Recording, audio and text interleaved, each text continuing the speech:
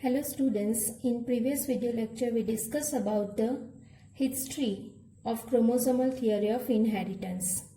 It means कि Mendel ने अपना वर्क 1865 में पब्लिश किया था, but because of some reason उनके वर्क को रिकॉग्नाइज नहीं किया गया था.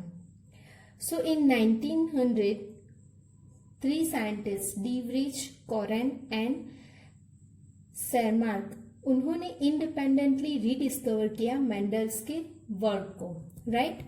And after that chromosomal theory of inheritance was proposed by Walter Sutton and Theodore Boveri in 1902, right.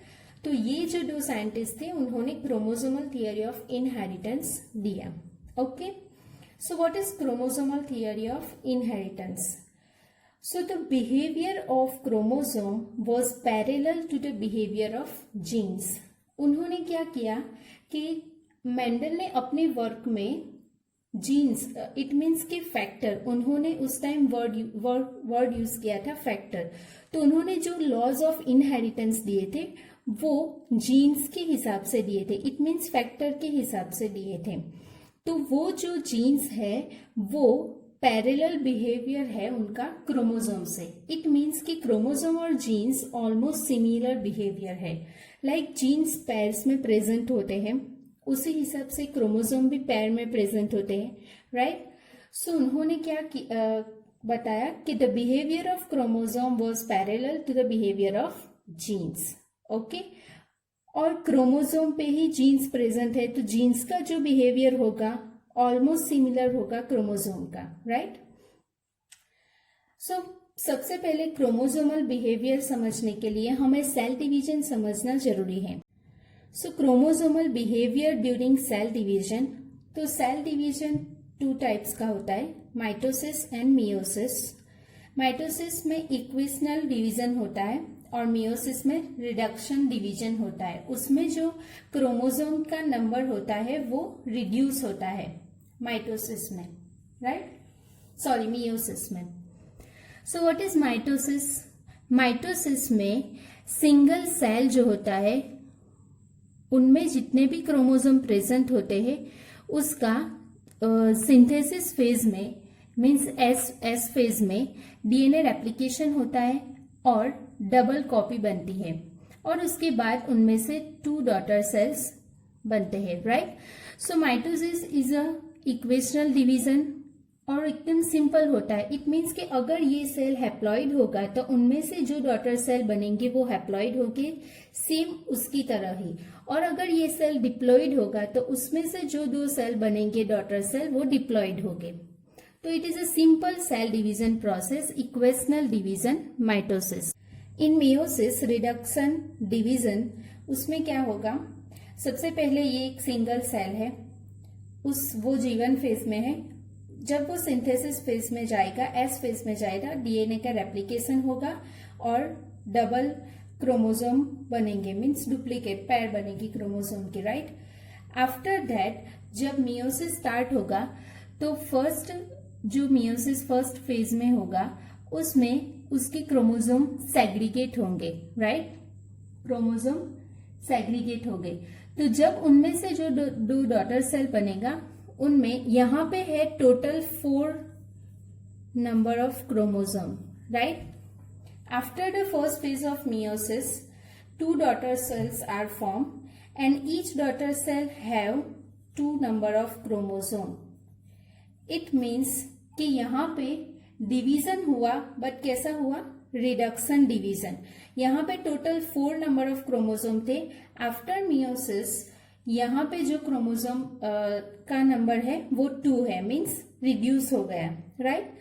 After that जब फेज 2 होगा, मियोसिस फेज 2, उसके बाद जो डॉटर सेल बनेंगे उसमें हैप्लॉइड सेल्स होंगे, ये जर्म सेल्स हैप्लॉइड सेल्स होंगे.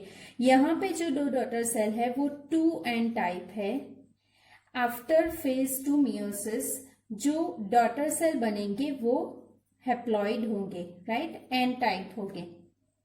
So it is a process of cell division known as meiosis, right. So mitosis में क्या होता है, हैप्लॉइड सेल में से हैप्लॉइड डॉटर सेल बनते हैं या डिप्लॉइड सेल में से डिप्लॉइड डॉटर सेल बनते हैं, राइट।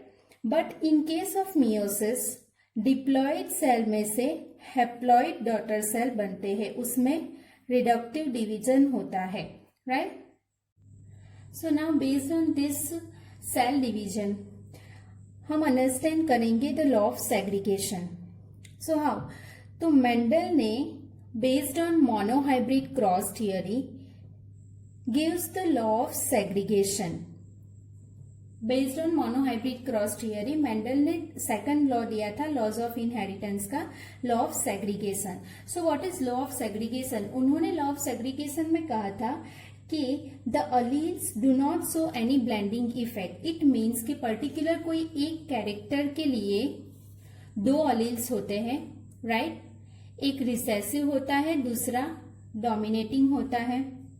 तो ये जो दोनों अलील है वो generation to generation particularly separate होते हैं गैमीट्स में। Each gamete possess a single allele और single gene, right, for particular single character. तो उन्होंने बताया था कि जब कोई पर्टिकुलर एक कैरेक्टर के लिए अलील्स होते हैं वो सेपरेटली सेग्रीगेट्स होते हैं और कुछ ब्लेंडिंग इफेक्ट नहीं होता। सो यहाँ पे उन्होंने जो दिया था वो जीन्स के बारे में दिया था, लॉ ऑफ सेग्रीगेशन। सो यहाँ पे क्रोमोसोम भी वही फॉलो कर रहा है कि जब सेल डिवीजन होगा तो ये जो सेग्रीगेशन होगा वो इंडिपेंडेंटली होता है। हर एक पैर का सेग्रीगेशन इंडिपेंडेंटली होता है, कुछ ब्लेंडिंग इफेक्ट नहीं होता। इट मीन्स कि यहाँ पे टोटल 4 डिफरेंट टाइप के क्रोमोसोम थे, right. So this blue and green segregate in this daughter cell and pink and orange segregate in this daughter cell. After that जब gametes बनते हैं तो पर्टिकुलर हर एक क्रोमोसोम की पैर सेग्रीगेट्स होती है और हर एक डॉटर सेल में इक्वली सेपरेट होते हैं, right.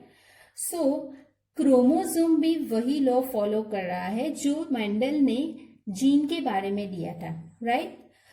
So that's why they called the behavior of chromosome was parallel to the behavior of genes, right.